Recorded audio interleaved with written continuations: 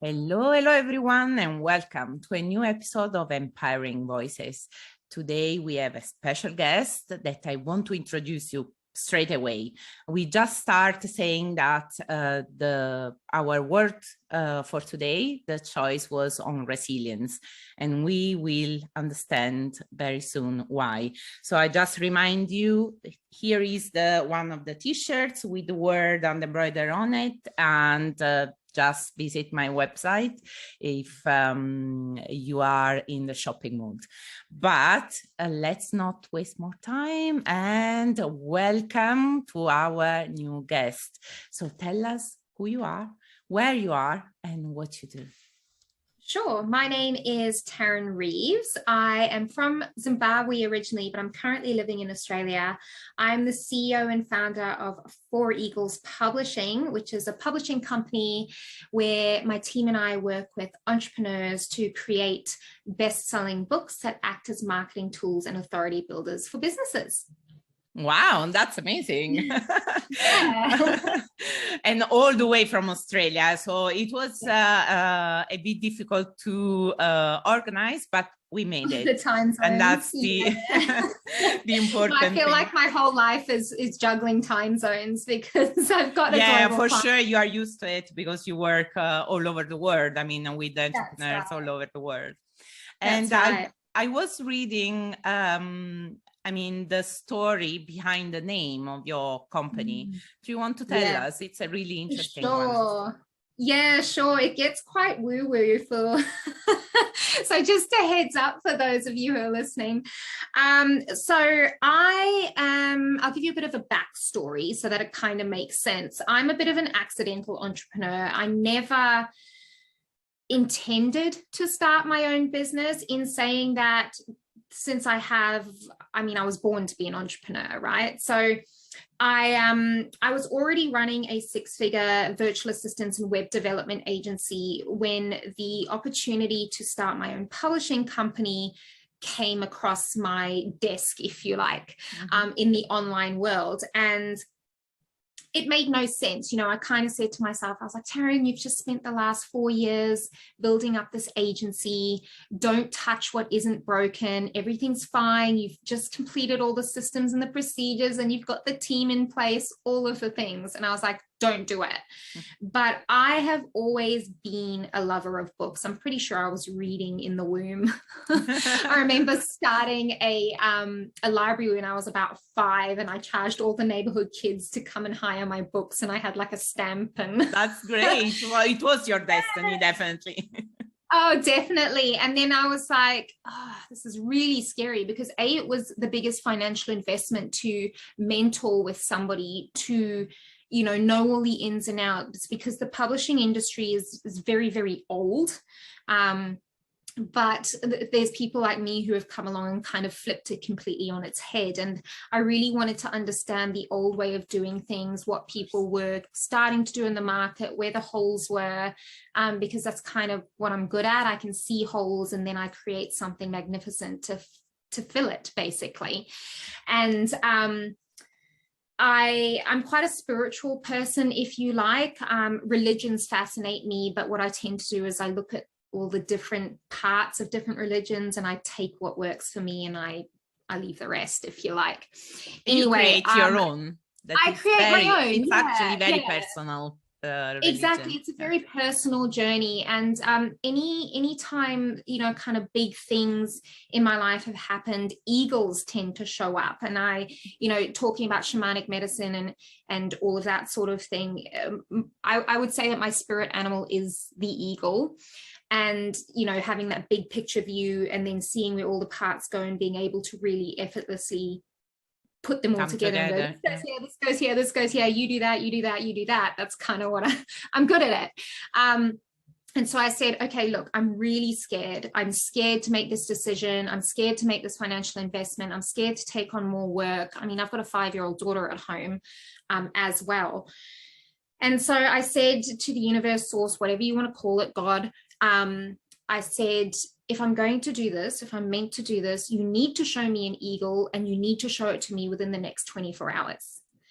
And there's not a lot of eagles around where I live. It's not like, I live in the desert where there's loads of eagles, right? And so a couple of hours later, I was driving down the road to go and get food for my chickens, and this big eagle flies across the road in front of me. And of course I was like, wow. I'm not looking. Yeah. That's a coincidence. I called it, but I don't want to know. I need a signier sign than that.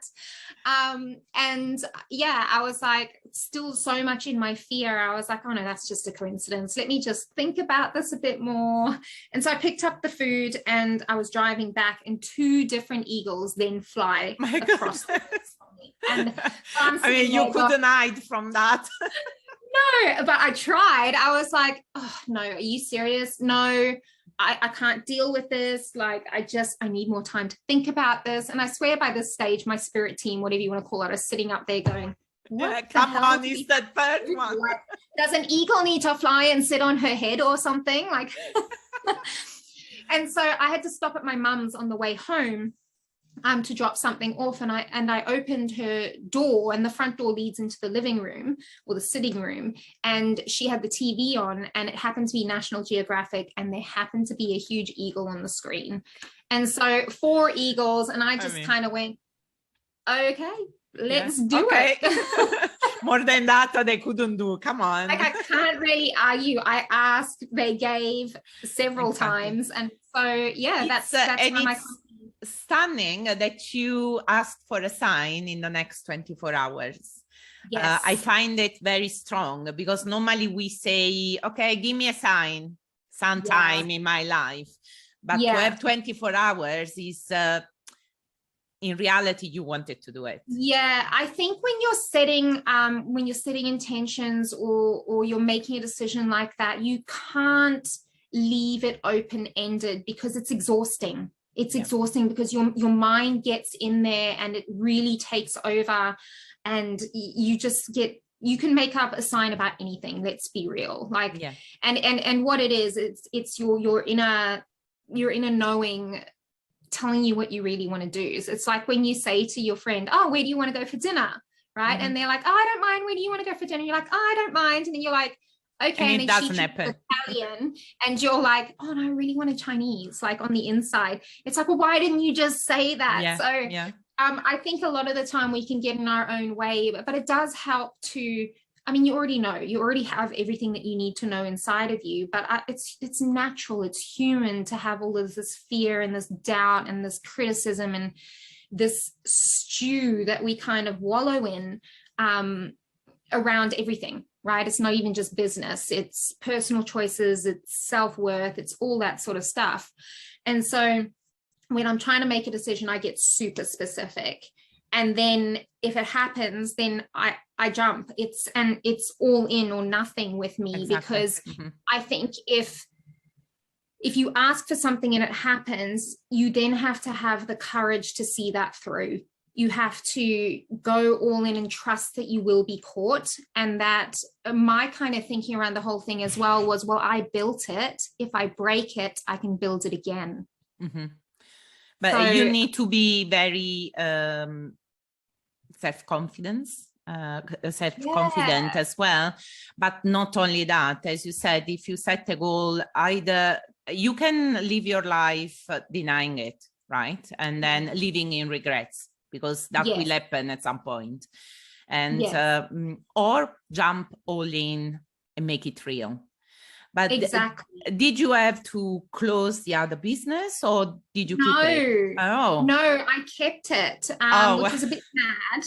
It was a bit mad because at one stage I was running 3 websites, I think about 13 social media channels and all of the things. It was your full-time job in reality. My businesses are my full-time job. I actually only shut that business down last week. Oh, wow. So that's very new. Yeah. I just came back from a big book tour in the US. I was there for 2 weeks and we launched Women Gone Wild over there in Vegas and New York and LA. And so it was time for me to go all in on the publishing. Not that I wasn't already all in, but I was looking at all the things that I was doing and all the energy it took to keep all of those things happening. Mm-hmm. And you know the old saying you've got to kill your darlings. Mm-hmm.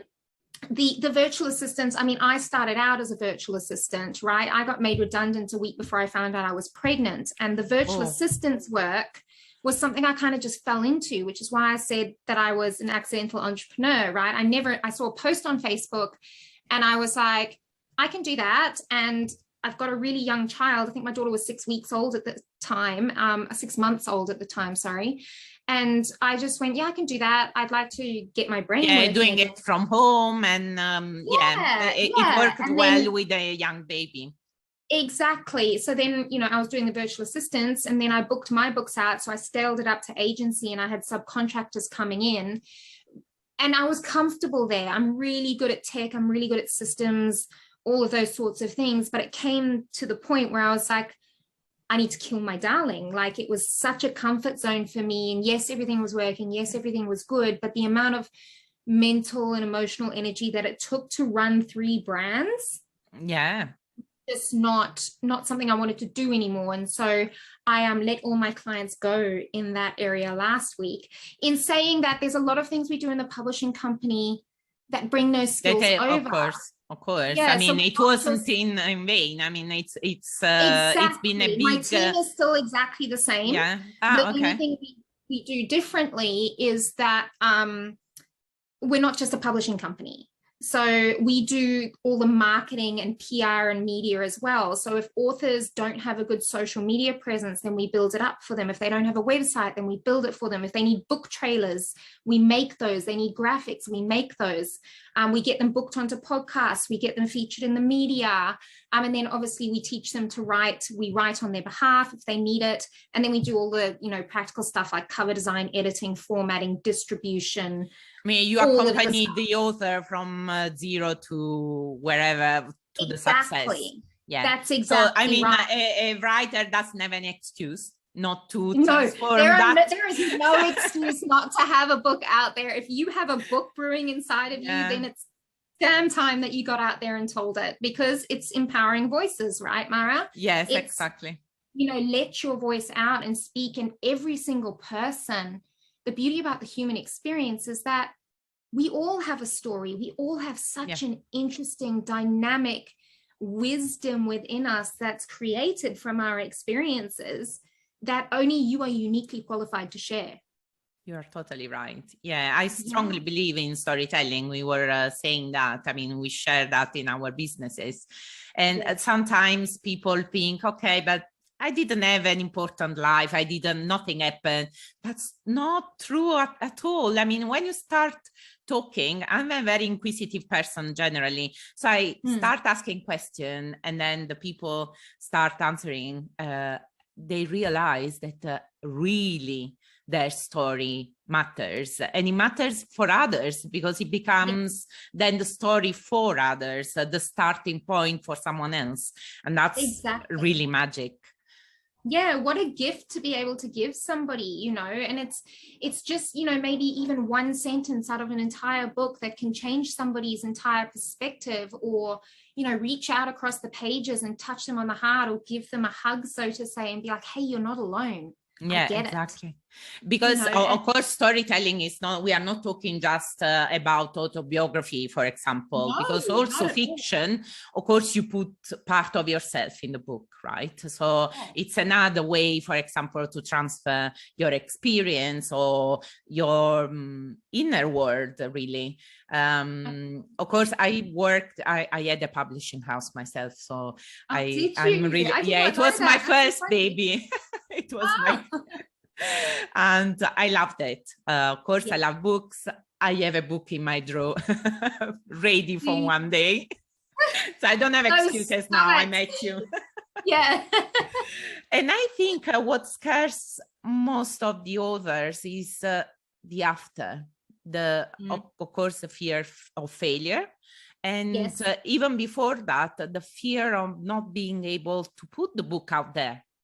Because we talk about a lot about self-publishing, but either way, then if you don't put it out there, no one knows it. I mean, you could have kept it in the drawer.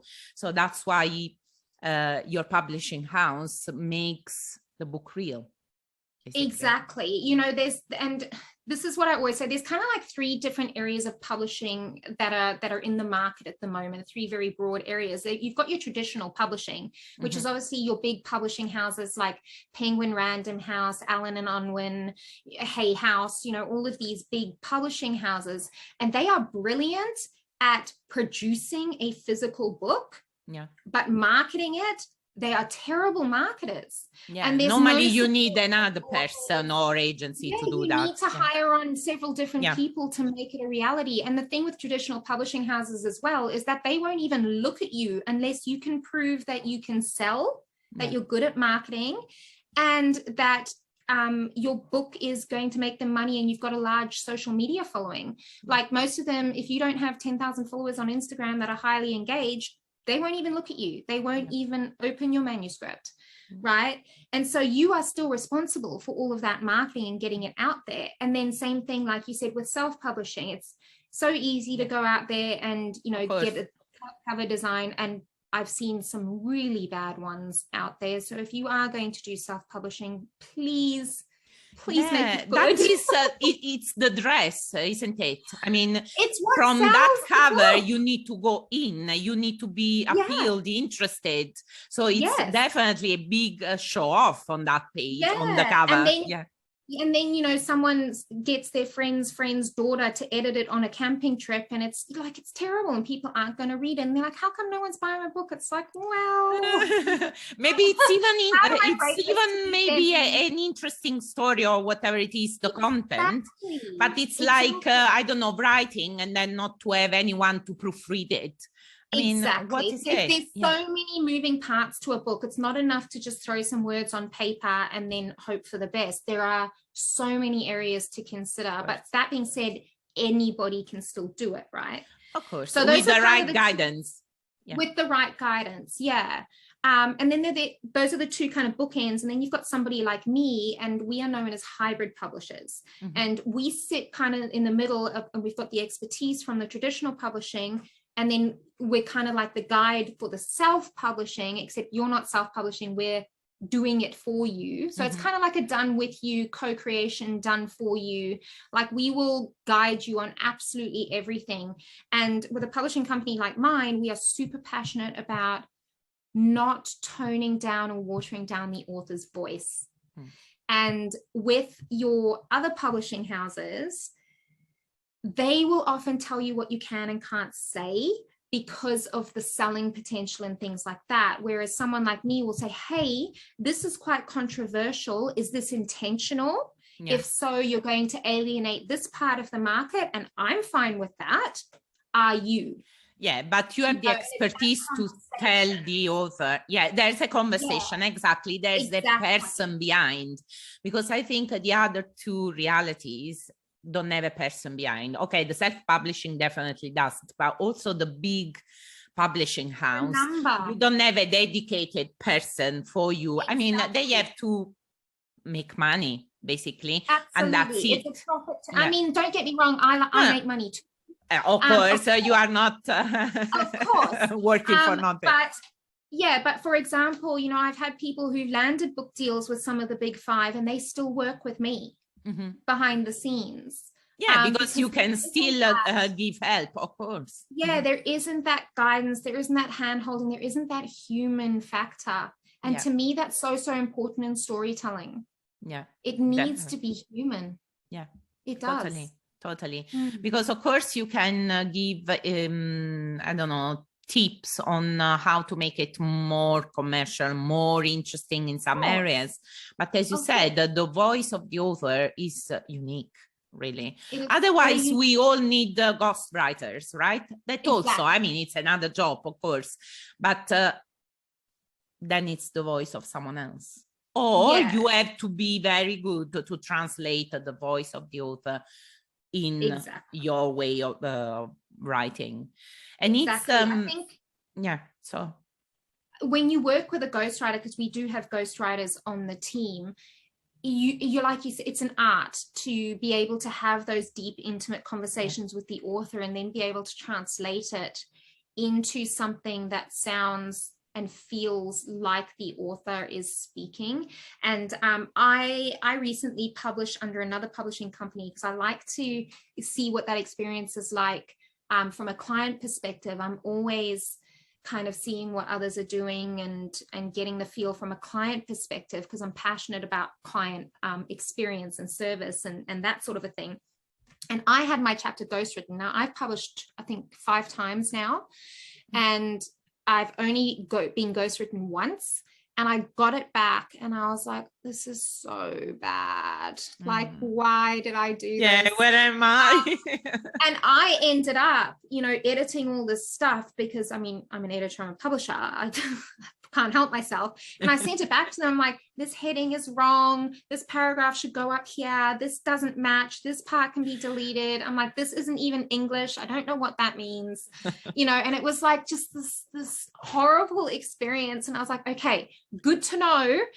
Now I need to bring that into my company and make sure that my ghostwriters are not know how experience, exactly. Right? Yeah, I think it's a bit, maybe it's more evident in the acting world, for example, someone who has to become a character still alive, for example. I mean, that's so intimate, but imagine having someone on the stage representing, I don't know, a famous person that we all know, but with a different voice.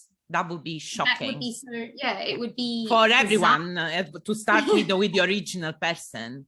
And in a book works exactly the same. It's this entering the character of the author to keep the very voice. Deep relationship. Yeah, definitely. But so do you help also during the process of writing in itself? Because maybe I just have an idea, no? And I say, oh, like one day I want to write about this specific subject. But for example, in my case, okay, there's also the addition of not having English as my first language. So do you see that as well? Do you take care of that? So I've worked with people who have ADHD. I've worked with people who have English as a second language. That's not a problem at all. And yes, so lots of people, and I find that this is a big block to people starting to actually write their book. They're like, I don't even know where to start. I just have this idea and I know that I want to write a book. What now? So what we do then is one-on-one book coaching, and it's a very intimate relationship with me. I don't have secondary coaches. It is me as the CEO. I get on there with them and I go, okay, talk to me. And we have a conversation like you and I are having a conversation now, and I ask questions and I listen and we go through. And by the end of it, I send them, this is the structure of your book. This is chapter 1. This is what it's about. These are the dot points that fall under here. This is chapter 2, and these are the dot points that fall under here. And what I also then do is really get to understand their lifestyle and go, okay, I understand that you can't take 3 months off to go and write in a cabin in the woods because you're an entrepreneur, you're a mother, you're a wife, a son, life goes on. Life, right? I get it. And so I understand where the pockets of time are in their day. And then I map them out a timeline and I go, okay, I want to see chapter 1 to me within the next 2 weeks. And I send them reminders and I go, hey, waiting on your chapter 1, just letting you know it's due next week on this date. And then they send it through to me and then I have a look at it and I provide feedback. And I go, hey, this part's missing. And we hop on Zoom calls regularly, go back and forth. And by the end of it, usually within 3 months, they've got an entire manuscript ready to go to the publishing process. 3 months only? Yeah.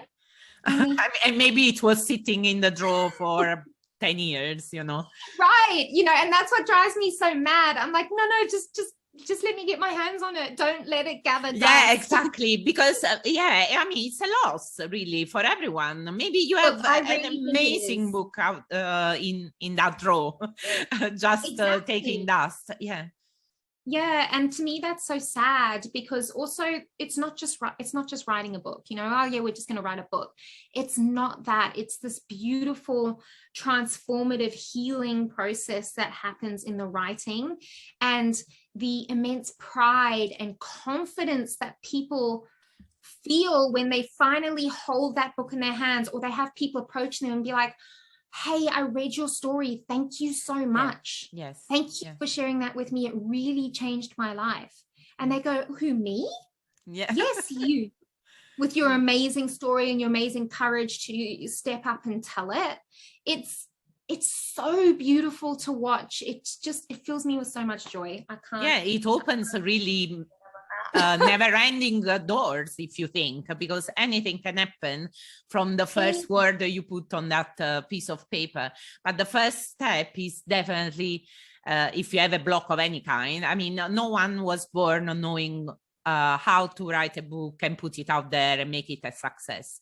No one. Okay, so we definitely need to give the first step and ask for help. Yeah. From professionals and all I say like to you. Everybody in anything in life, really, it's kind of like my motto. It's like one foot in front of the other, or in this case, one word in front of the other is how we get to where we want to go. Yeah, we have to convince ourselves that we need professionals for anything. I mean, this idea of the past, where you sit down, you go to the cabin for 3 months, you write down, and it's done, and tomorrow will be a success. I mean, especially nowadays where there's so much noise out there, unfortunately, it doesn't work. It doesn't work like that for anything in any field. I mean, I can talk about my field as well. I mean, it's the same everywhere. You cannot do everything yourself.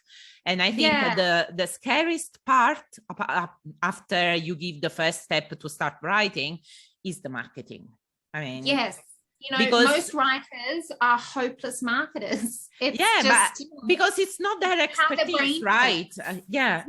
And you just want to be the creative mind, right? Exactly. And it's a big responsibility to think that you have to do something you don't know anything about, also to start understanding how to move in this specific field out there. It can take years. You have years of experience to know what to do. Exactly. And I also think it's so important to understand what your unique goal is, because everyone writes for a different reason, you know. So we take the time to understand, hey, what do you want to achieve from this book? Like, what's the end results? Is it increased sales? Is it that you want to launch your speaking career? Is it that you want to be in Barnes and Noble? Is it that you want to be a New York Times bestseller? Is it that you want to leave a legacy for your family? Are you writing this book as part of your healing journey? You know, we need to understand all of these things, and the marketing strategy and the various things that we then bring into play are all based off that.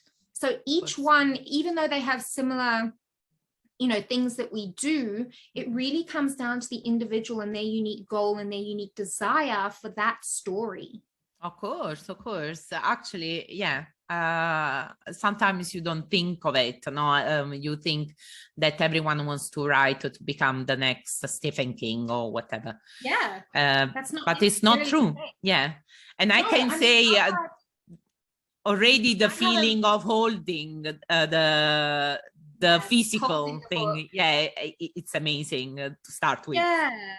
I mean, I had a lovely woman, Karen, this is her here, Karen. She is in her 60s, and she contacted me. She lives just down the road from me, and she had handwritten her entire manuscript in pencil in her journal. And she's not an entrepreneur. I work with entrepreneurs, but she messaged me, and I was like, I had a chat to her, and I was like, yeah, I'm going to help you do this. And so she wrote for herself. You know, this is now her book that she's got published, and now she's writing 2 children's books. She's now got the bug. Oh, wow, look. She's all doing it. But for her, this first book wasn't about that. You know, it wasn't commercial. It wasn't any of that. It was purely for her to, that's what she wanted to do. And so we made it happen, you know, and that's a completely different example. Whereas Women Gone Wild, we created a whole movement from that book. So all the goals are different. Of course. And you can provide help whatever is the end goal. This is the good part. I mean, And I think to have just one company to look after all the steps is so, I mean, it's a big relief, to be honest. It is. Because otherwise, because if you stop too many times along your journey, you get discouraged and you stop it. You don't get to the end. You need to be working with people who believe in your story as much as you do, who will believe in you even when you stop believing in you for a little bit, because it gets overwhelming, it gets hard. You need someone to just go, hey, you just go over there and do your normal business stuff, or you go on your vacation. We've got everything else. That is like a dream, no? You just have to write. I think any writer wants to hear that. You just have to write. We take care of everything else. Everything else. It's like, and we will tell you what you need to know when you need to know it. You don't have to look at the 400 moving parts that we're looking at from a business perspective. You just need to know what you need to know when you need to know it, and we provide everything else. Like on launch day, for example, my team and I, we tag team for 24 hours a day for 4 days around launch day. So we are there supporting every single individual one of our authors. You've got someone holding your hand because we're, a global business. We do 24 hours a day for 4 days because of that time zone difference, because we want to make sure that if our authors have a question or there's a tech issue, we are there to go, hey, we've got you. We'll sort it out within 5 minutes. Leave it with us, because it matters. Of course. Well, you do what you do with passion. This is the difference. And I mean, we can see it. I mean, they are all little babies, these books that come to life. Sure. All my children and all my authors. I'm like, I cry all the time. I'm like, I'm so proud of you. But you said that with Women Gone Wild, you've been on a tour, launching tour in US. Do you do that with every book? If you are Women Gone Wild was not my publishing company. Okay. Women Gone Wild was a movement that I felt quite passionate about. It was where we talked about redefining wealth, and that it's not just money, it's spiritual, it's family, it's personal, it's experiences, it's all these things. But yes, we do the book tours. We organize it all, like accommodation, catering, travel, banners, all the things. We will make it happen, right? Because the other fear, I think, is launch book in the whatever bookshop, no one shows up and you just cry. It's like, how do we do the marketing correctly so that people know that this is actually a thing that's happening, and how do we make it look super professional so that the website, the social media, the book signing, the banners, the branding, the entrepreneur, the author, all of it comes together seamlessly to really up level that, because that's another thing, many entrepreneurs will self-publish a book. You'll get their book, you'll read it, and then you'll go to your website and you're like, there's a massive disconnect here. Like the branding's bad, or the social media is not giving the same message, or you never see the entrepreneur's face, or things like that. And it's just like, you lose that trust. Exactly. So we have to look at the whole thing and go, hey, these are where the holes are at. We can help you fill them, or if you've already got a team, these are the things we recommend. And just say, go and do it, because we really think that this will be better for your book. And a question, because I'm sure the people listening would like to ask, what is the process? I put myself in as well. Do we approach you and we have an initial conversation to understand if we are a good fit, and what is the general process? Of course, it's unique for any author. So I suppose this is the way you work. So you would just book a call on my calendar, and we would have a 20 to 30 minute chat, because that's the thing as well. Everyone comes to the table at various stages of writing. They could just come and say, hey, I've just got this idea. I haven't done anything yet. Or, hey, I've actually finished writing my manuscript. What do I do with it? Or, I've put a bunch of words on the page and it's a mess. What do I do with this? Or even, I've already launched my book and it was a flop. What do I do with it now?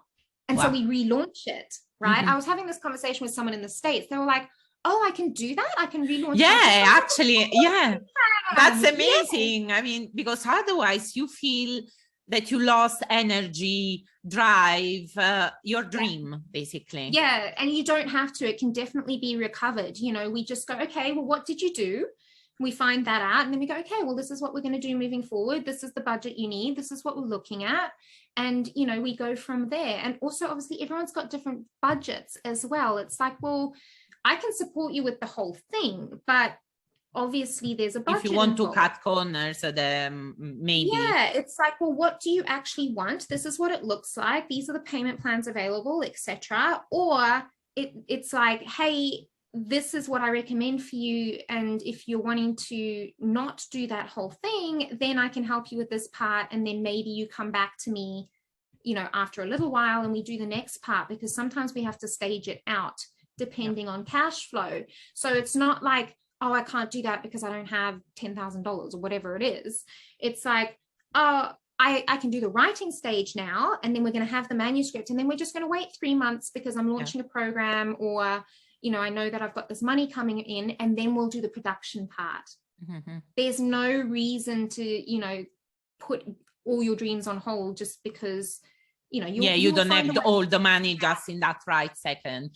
I mean, everyone's situation is so unique that you have to give solutions. Exactly. You evaluate the situation and see what works best for everyone.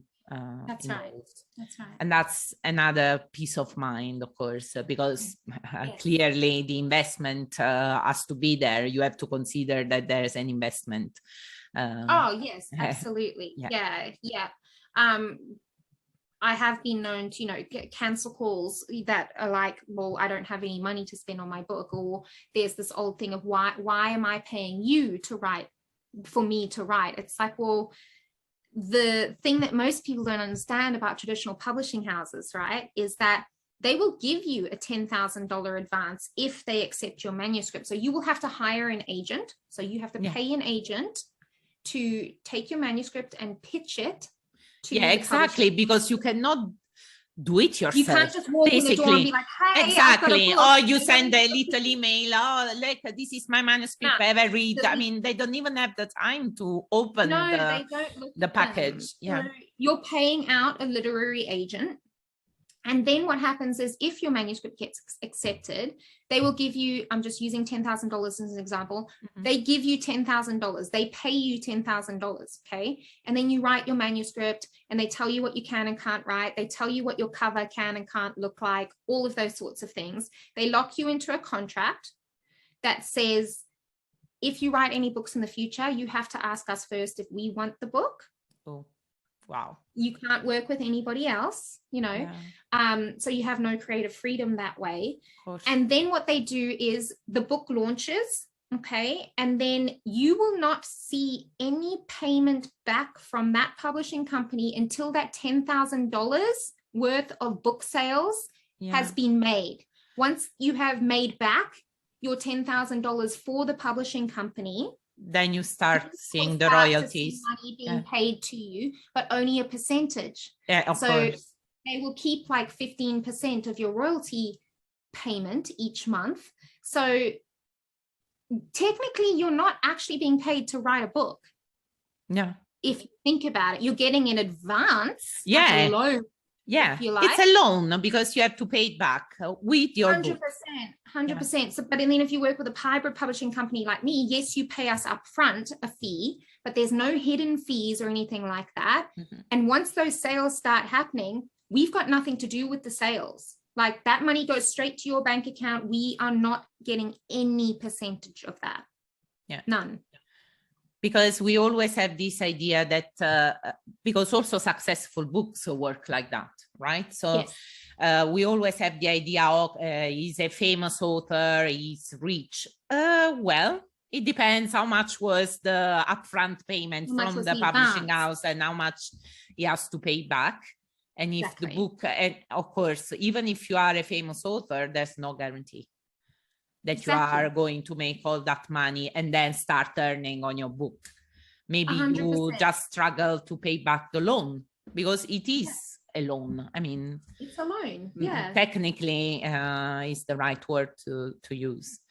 Yeah. But and I think many people have this dream of having a book published for whatever reason, and it's and now it's becoming a mainstream to go self-publishing, but because it is really you interact with the computer and you do it the same way, and it's maybe just to mention Amazon, for example, it is there, but for how long? And well, the thing I see, with self-publishing is that people get terrible formatting, or they don't choose their categories and keywords correctly for SEO, search engine optimization, because basically Amazon's just a massive search engine like Google, but for books. And all of these things are so important. Good editing to be done, the storyline, all of that's so important. And what I tend to see happen with self-publishing is that they either get caught up there, or they publish and then they're sitting in their office with like boxes of books, and they're like, great, what do I do now? With this? And now what? And it's like, well, you've only done like a drop in the ocean of the whole puzzle picture that goes with it, because your book can really be turned into your marketing tool for years to come. It's a lead generator for you. It really, it's your foot in the door for speaking opportunities, podcasts, all of those sorts of things. I mean, my face is currently on if you're in Times Square within the next 30 days, my face is in a double billboard from a book, right? So you never know what is possible. That book can get you in the door. But you have to have it right from the beginning. 100%. You can't turn up with like I mean, as you said, yes, you can relaunch, but let's think that there are technical mistakes. I mean, you have to start all over again. Do it once, do it right, because time is our greatest asset. It's something we can never get back. Let's say that what you save with that, then if you really want to have it out there, you have to invest it. There's no other way. Just like anything, you either spend your time or you spend your money. It's as simple, like just with anything in life, right? It's time or it's money. Although spending the time is not a guarantee anyway. Spending money with professionals, it's normally the guarantee. Yes, exactly. It's really exciting. I'm just thinking. I think it is. Maybe it's time, And look, I had a publishing house, so I have some knowledge. Nonetheless, exactly because probably I have some knowledge, I'm scared. I know that I cannot do it on my own, right? Although also I published magazines, so it's a bit a different story, but still, I mean, you cannot wake up one morning and have it done. So definitely now I know you. I know where to go. That you're describing is normal, because it's a vulnerable thing, storytelling, especially nonfiction. It's a vulnerable thing to get out there and tell your story. I mean, I've talked about my experience in Africa of being experiencing political violence as a teenager. I've talked about my breakdown. I've talked about having PTSD, chronic depression, major anxiety. I've talked about having a drinking problem. I've talked about how I didn't value my self-worth. All of these are very, very vulnerable stories. But I think when you can find the courage to tell those vulnerable stories, even though you're scared, that's where the magic is, because when you bring that thing that you're scared of out into the light and give it a platform and say, hey, you take away its power. The fear is no longer there. It dissipates and it becomes part of your power then. And you're like, okay, what next? What can't I do? And I don't believe in the word can't. I'm like, no, there's a way. Like, we're going to find the way. And so it's like, okay, I did that scary thing. Like, for example, I just spoke on a big stage at the event in Vegas, and I was so scared. And I had prepared my notes and all those sorts of things. Just before I went up on stage, I ripped up my notes because I was like, that isn't me. And I had to look my fear head on and go, I'm just going to go up there and I'm either going to crash and burn or I'm going to knock it out of the park. And for the first 2 minutes, I was so scared. Yeah. But after that, it was like, I didn't even notice. It was just like, I'm talking to you now. So those things that we're scared of, when we find the courage to come and play in that arena, that's where your growth is. It's part of the healing process, definitely. And it's the starting point to help someone else, because whoever is listening can really be the right person at the right moment in the right place, and you can change lives with storytelling. I strongly believe, but because when you know that someone else has been through the same, and when you can say, oh, really, it happened to her as well, and she took this journey, maybe you have a hope, basically. Yes. So it's very important. It is a big responsibility as well for the person being vulnerable out there. But of course, it's a big, you need to be proud of it to bring change. And then if you do like one-on-one book coaching with somebody, you can have somebody to hold you in that space, to nurture you through your fear. That's part of the job with the book coaching, is to go, I understand you're scared. I see you. Yeah. It's okay. I'm going to help you tell this story in the way that feels most empowering to you, that tells your truth. And not in a vindictive, angry kind of way, because when we're telling vulnerable stories, especially nonfiction, sometimes that can come up. We're talking divorce, abuse, all these sorts of things can sometimes come into the arena. And it's like, how do we tell the truth of this story without blaming, without shaming, but still capturing all that energy and all that beauty, and holding the author in that healing process, in that writing process, so that on the other side, they can transmute that, they can move forward, and they can be proud of what they've written. Yeah, without the fear of judgment, because this can be a big, I mean, big fear. What I will say to judgment is that there's always going to be somebody who judges you. People are always going to judge you. They're judging you if you stay silent. They're judging you if you don't stay silent. Exactly. They're judging you if you write. They're judging you if you don't write. They're judging you if you put makeup on. They're judging you if you don't put makeup on. Like, whatever. What other people think about you is zero of your business. It's none of your business. Exactly. You just do you and do all of you, because as far as I know, as far as you know, we only get one chance at this life. Yeah. It's what I always say. I mean, sometimes we don't stop and think, this is my life, and it's just one. So you cannot depend from others. Tomorrow, I don't know. Like, how sad would that be? And it's gone. Like, it can happen like that, and nobody has warning. Yeah. No, we don't know. Like, so what are you going to do? Are you going to stew in your own fear, or are you going to get out there and live your one precious life? I know which one I'm going to choose. Yeah, it's a matter of choice all the time. And as you said at the beginning, I mean, you choose every morning in your life if to have a coffee or a tea, for example, from very trivial things to the very important ones that can make a change in your life.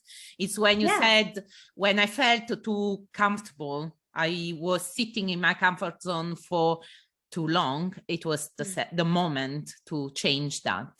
And you can do it only making a choice and taking action, of course. So you can take, otherwise it's doesn't have any consequence.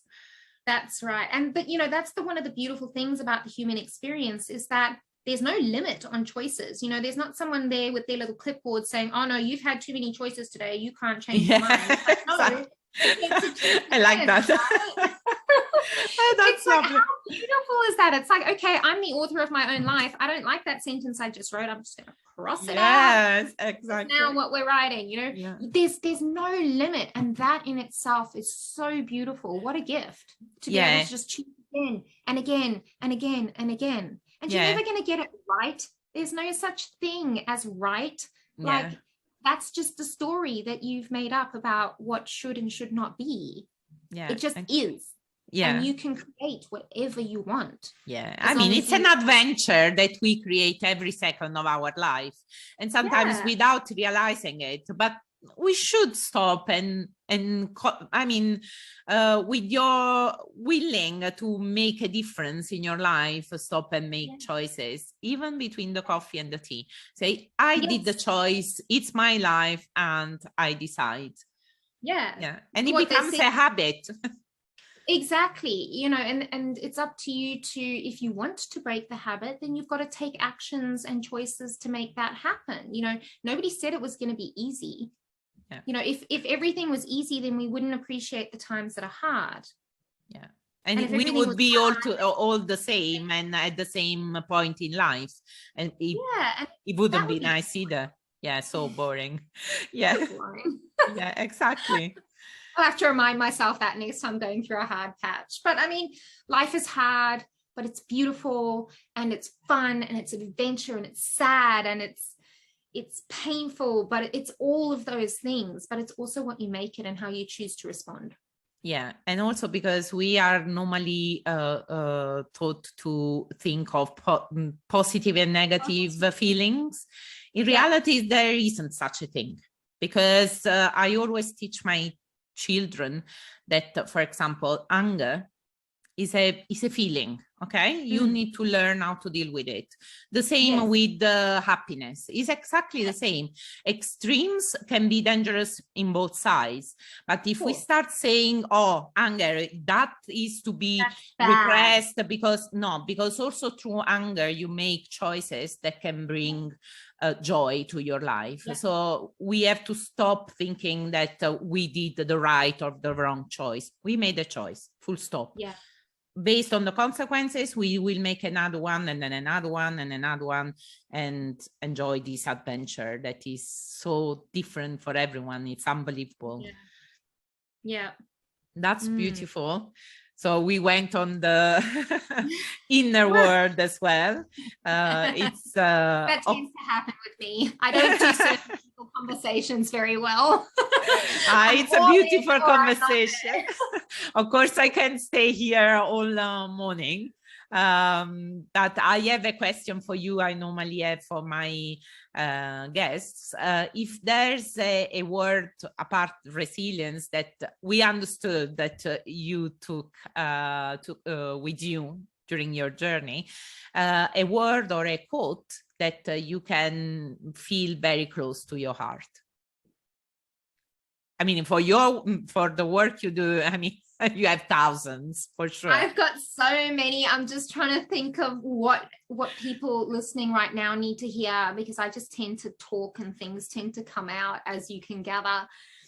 I think be all of you is what I want to say, is being all of you in all areas of your life and being true to that part of you that wants to shine, that wants to come out, that you might feel is a little bit too much, that you might feel is not good enough or too loud or too whatever. That's a story that you're telling yourself based on your past experiences, your current expectations, and your future expectations. So you get to choose that, and being all of you is so beautiful, and it's the only way that you are going to fully blossom and flourish in your life. So I think that's what I want to say. Oh, thank you. It's beautiful. It's beautiful. We should all take it as a special thought for our daily life. Thank you very much. And I really hope, of course, I just want to remind everyone that to reach out, all the details are in the post, in bio, on my website, on YouTube, and all the podcast platforms. So no excuse now not to become the writer you always wanted to be. Yes, come and play with me. Thanks a lot. Thank you for this beautiful conversation. Thank you so much for having me. It was amazing. It was great. So I love you and leave you and speak to you soon. Thank you so much.